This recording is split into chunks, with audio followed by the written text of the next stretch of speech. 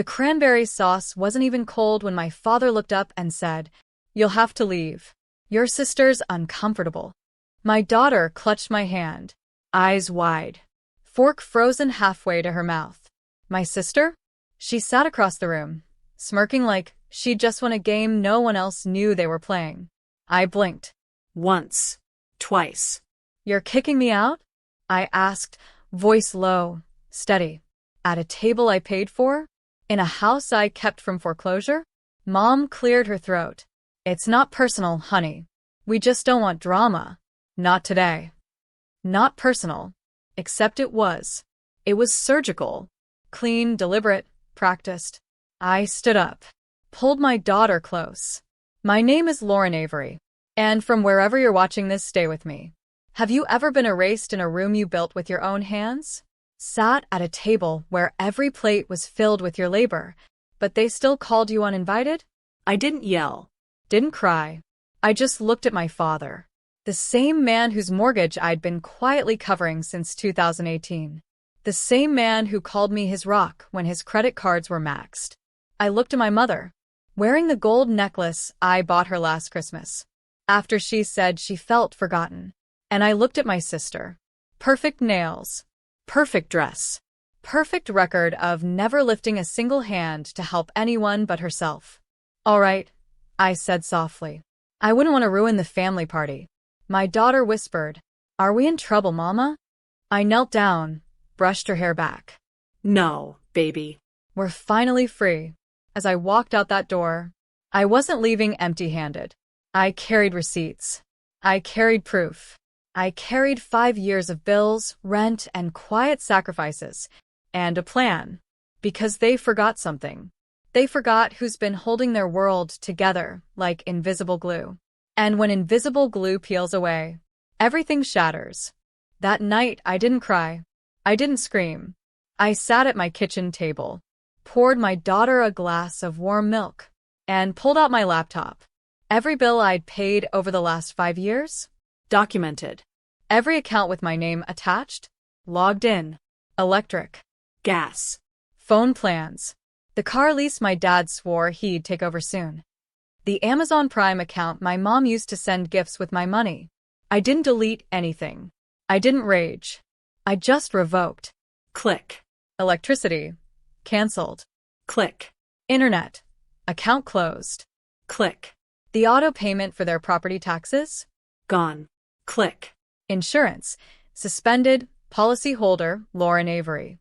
Within 30 minutes, the house they kicked me out of became a house built on nothing. And in that silence, I made one more call. To the credit union. I'd like to remove myself as the guarantor for the vehicle leased under Raymond Avery. Are you sure? I've never been more sure. The rep paused, then said, effective immediately, ma'am. When I finally closed my laptop, I looked over at my daughter. She was coloring. Carefree. Safe. I kissed the top of her head and whispered, they don't get to teach you how family works. I will. By morning, the calls began. Dad. Lauren, the power's out. Did you forget to pay it? I replied with silence. Mom. Sweetheart, I can't access my iCloud. I think the family plan is having issues. I texted back one word. Unsubscribed. Then my sister called. I didn't answer. But her voicemail? I saved it. You're being dramatic. You think anyone cares that you paid a few bills? Grow up, Lauren. This is why no one wants you around. I smiled. Because they were wrong. They did want me around. Just quiet, paying, and invisible. But invisible doesn't mean weak.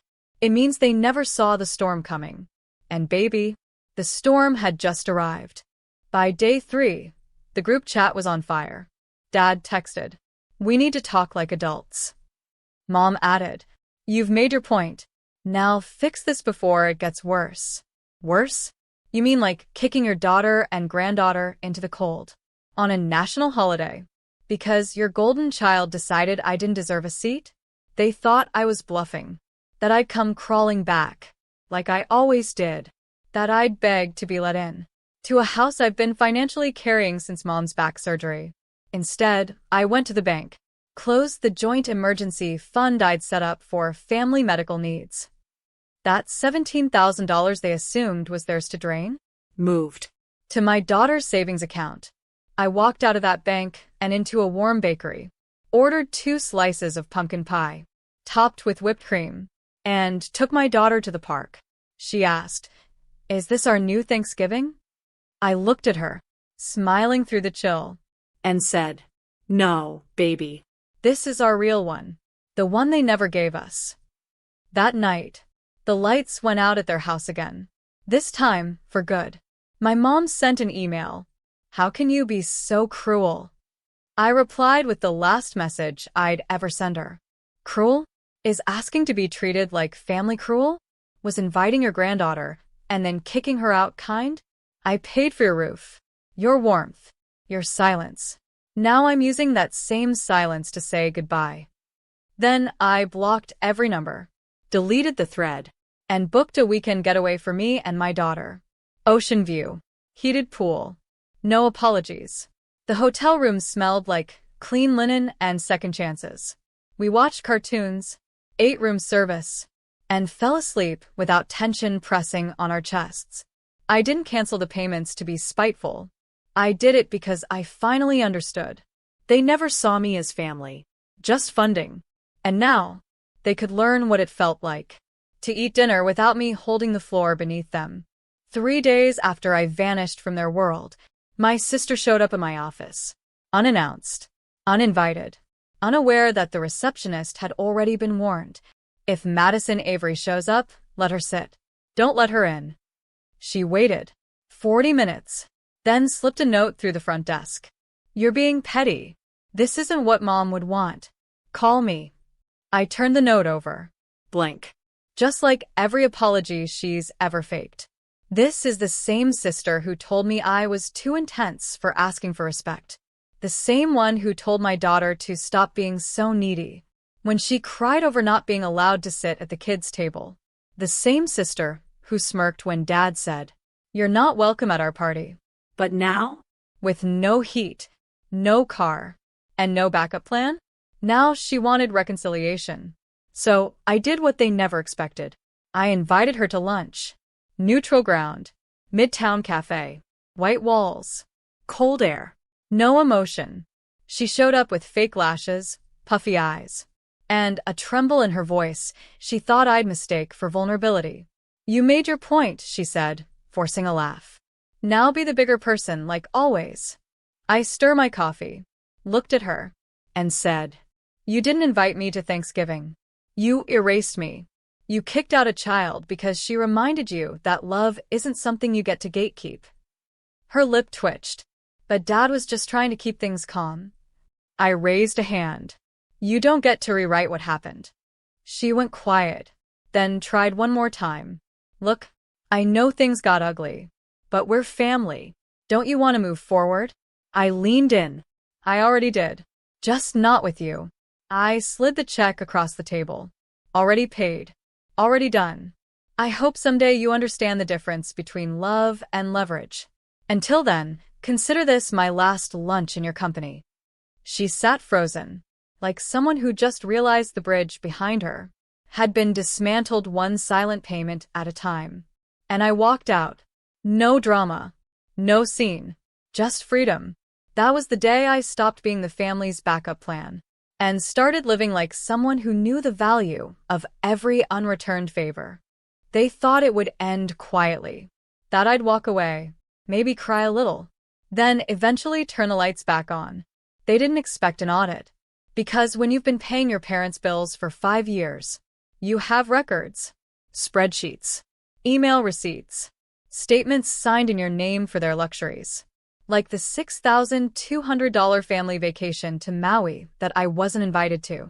The $2,000 sofa gifted to my sister. The cell phone line under my name. Used to block me. I called Vanessa, my attorney. Not to sue them. I didn't want their money. I just wanted truth on paper. Something they couldn't twist in family whispers. So we drafted it. A termination agreement. It listed every payment I'd made, every cost I'd covered, and every item they'd abused. The final page? A notarized affidavit. Effective immediately, Lauren Avery is not financially, emotionally, or legally responsible for Raymond and Clara Avery or their dependents. We sent one to their home, one to their lawyer, one to the family group email they used to complain about me. Silence. Then confusion. Then rage. Mom's voicemail came first. Why are you making this legal? You're turning your back on us. Dad's text followed. You think you're better than us because you make more money? And my sister, of course. This is so embarrassing.